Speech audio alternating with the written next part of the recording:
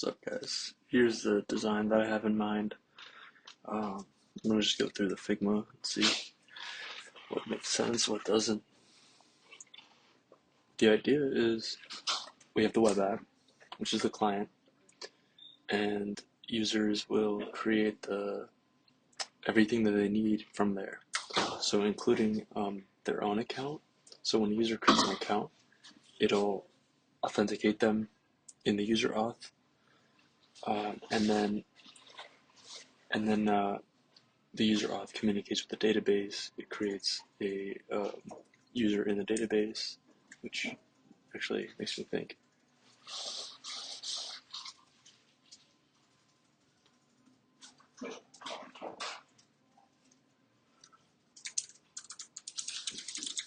We'll create that in auth.users.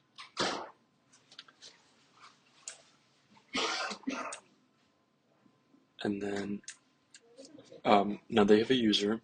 You create campaigns, right? So you create a campaign, you create emails for each of your accounts and things like that. So with that, you call the Python API. So let's say you come up with a campaign idea. What it does is it calls a Python API. Python API is going to call, it's going to have functions in it, such as like generative AI functions. So coming up with the campaign will be a function within the API.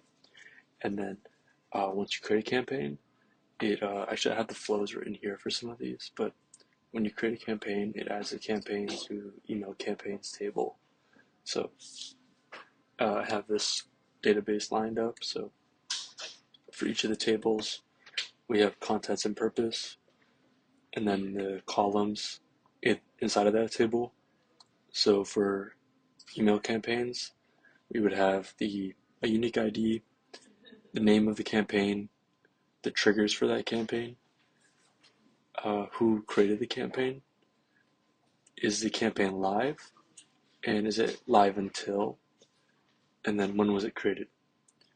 So with that, we know like a campaign can be created and then somebody can turn it off. So that's why we have this live boolean. And then we have live until. So if it's a type of campaign where it's only for the week, the users can say that, or the AI can input that, and we'll know, okay, this campaign is live until this day and time. So yeah. And then next we have the account emails. So when you log a new user, you would put their email, their name, all the metadata that you have for them that you want to keep, created by, who inputted that log, what time it was created, and is the user unsubscribed. Okay, and then we have metadata logs. So for each new log, we have the name of the log description, and log type, because in the accounts logs, like if you say that user 1 created an account, we don't want to have to write out created account every time. So instead we'll just have the log ID for created account on that account, and then you can just connect it to the metadata logs. I just realized there's one more we need, is the actual emails sent. Actually, emails, like pretty much just emails. So like this would be email sent, this would be sent. So like an ID, email.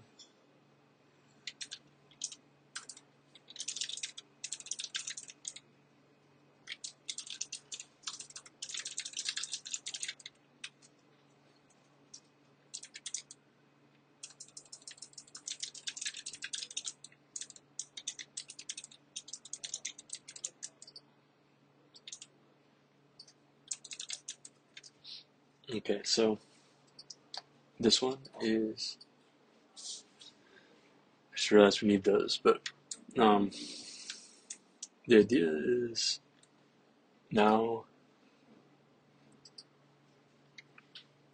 okay, yeah, so anyway, I'll zoom out a little bit here with Python API is like things like generative AI functions, adding logs, pretty much connects to all the other systems. You can just have one API to call everything else.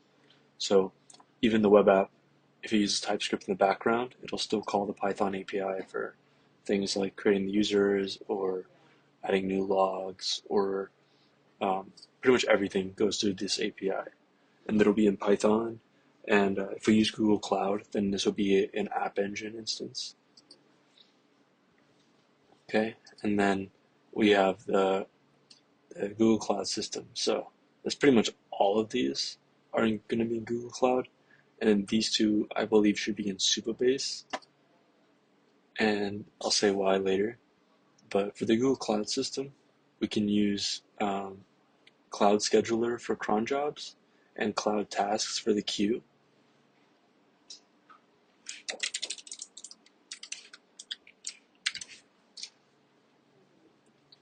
So the reason we would need those is because of things like our services require a lot of queues and cron jobs. So let's say we have an email campaign, or actually, let me give another example. Let's say that we go through our email campaign and we realize, actually, a cron job should run, and let's say it runs every minute for every account. So you have this cron job that runs through all of our email campaigns, and then for each campaign that's live, it will query by those triggers. So it'll say, okay, if the user's account is greater than 7 days, right, then we'll send them the 7-day welcome email. So in that case, you would, with the cron job, call that query for email campaigns, and then go into account.emails and see. In that case, the trigger would be account created at greater than 7 days. So you would just go through query by that and see which users have that parameter and haven't had their email sent yet, right? So that's the case where you need a cron job. And then the queue is good for a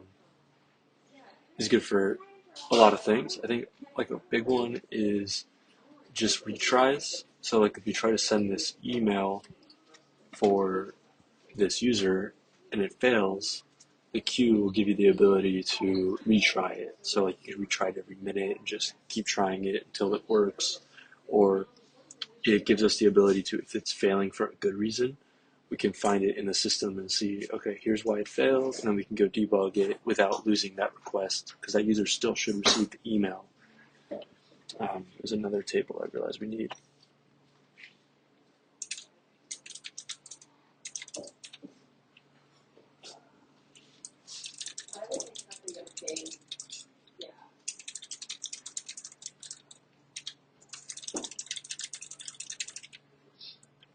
This is the SMTP settings I realized were missed, which is SMTP is like when the user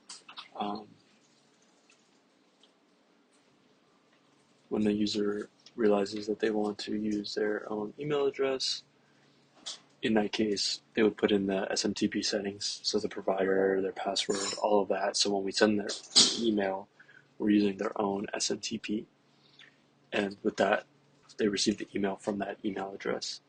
So yeah, this is the overall system. I don't really see any other providers that we need right now. I think that everything can be done through the Python API, cron jobs, queue, table, and auth. I think we should use Supabase because it's practically it's Firebase, but it has other. It's practically Firebase really, but it has good integration with Next.js and Vercel, so it's really fast to integrate into the app. Firebase cut out a lot of its integrations with systems, like even Stripe. They don't really support their webhooks with Stripe anymore. And it's also mainly that I have a lot more experience connecting Supabase with Next.js, so it's like it'll be quick for me to just plug it in, and then we can integrate with that easily. Then, then yeah. Besides that, I think we have yeah. I think that's all for the systems. I think the next thing to figure out is just the flows of our features. So like, um, there's different ones of these like.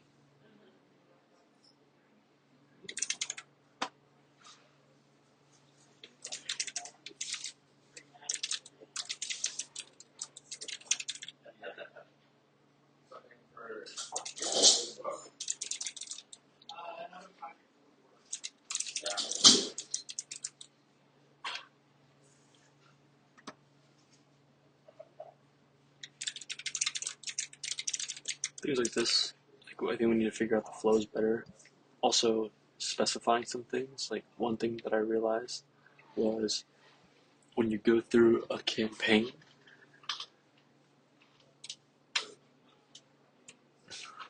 when we iterate over this table,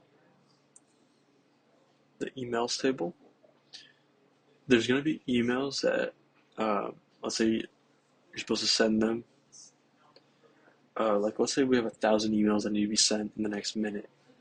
Well, we need to think about the details about how to send them. So the reason I say that is because if you just want to send it one by one by one, I can already see an issue with the SMTP server. So like when you want to switch out the SMTP server, you could reach login issues. So if you like switch the SMTP server between count 1, 2, and 3 over and over and over again, it's going to hit a rate limit about switching to SMTP.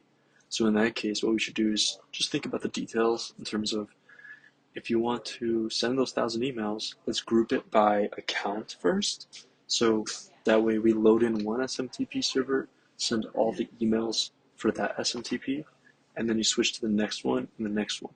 And then that way you don't hit a rate limit just by login. There's another concern, which is rate limits on just sending emails. Because with Gmail, for example, I think their SMTP server lets you send a lot of emails, but it's still like 500 a day or something. Let me see.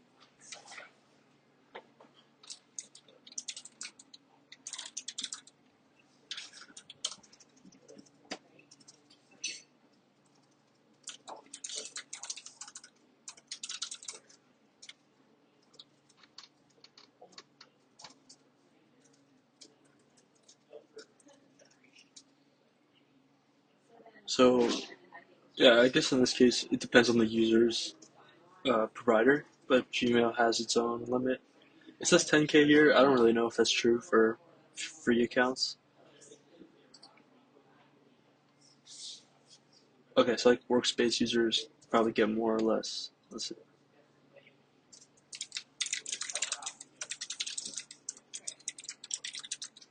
But yeah, anyway, those details can be figured out, I think. Brian, you were saying you did some research on actually getting the custom domains. So like, I don't know if it's the same as SMTP, but in that case, we would want to just whatever they're using to send the emails, we want to load that for them. So let's figure out how to do custom domains or any SMTP. I think they all basically use the same inputs, which is these data points. Oh wait, that changed. Oh wait, no. These they use username, password, auth, port, service address. So I think the username in this case would keep a custom domain. Like probably just do at customdomain.com. Um, yeah, I don't know. I don't see anything else we need. I think if you have any questions, like how would we do X, Y, and Z, let's just like send it over and let's think through it and actually write it out so that we'll have more things thought out. But cool, guys. Let me know what you think.